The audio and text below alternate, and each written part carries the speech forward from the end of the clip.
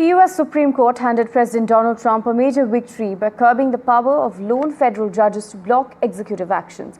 In a 6-3 ruling stemming from Trump's bid to end birthright citizenship, the court said that nationwide injunctions issued by district court judges are likely to exceed the equitable authority that Congress has granted to federal courts.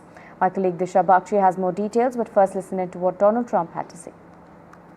This morning, the Supreme Court has delivered a monumental victory for the Constitution, the separation of powers, and the rule of law in striking down the excessive use of nationwide injunctions to interfere with the normal functioning of the executive branch. I'm grateful to the Supreme Court for stepping in and solving this very, very big and complex problem, and they've made it very simple.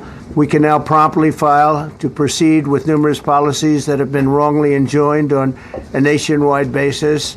And some of the cases we're talking about would be ending birthright citizenship, which now comes to the fore. That was meant for the babies of slaves. It wasn't meant for people trying to scam the system and come into the country on a vacation.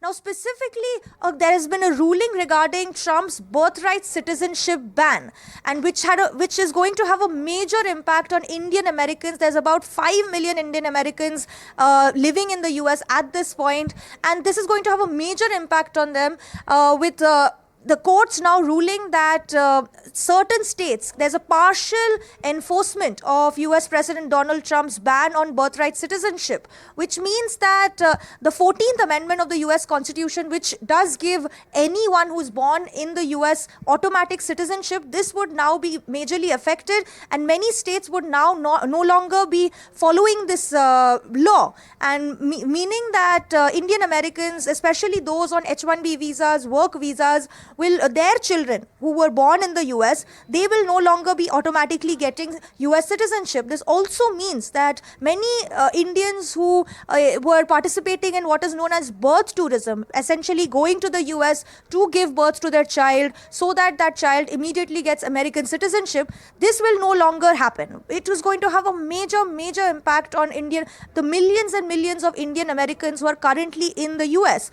But not just that, the 6-3 majority conservative ruling of the Supreme Court has also limited lower courts' ability to take action against US President Donald Trump's presidential or executive orders. They've limited their ability to block these orders. You know, the Trump administration over the past 5 months has been facing a lot of legal backlash, whether it comes to Harvard, whether it comes to their immigration crackdown. Many of his executive orders, in fact, have been paused due to quote unquote the constitutionality of the matter. Well, in this case, when it comes to birthright citizenship, the Supreme Court did not really discuss anything about the constitutional legality of this ban, but has now said that there is going to be a partial enforcement of this ban, but has also mentioned that this ban will not take place for the next 30 days. So it does give a 30-day period of legal limbo, as well as a chance for many families and many states to seek or appeal this ruling.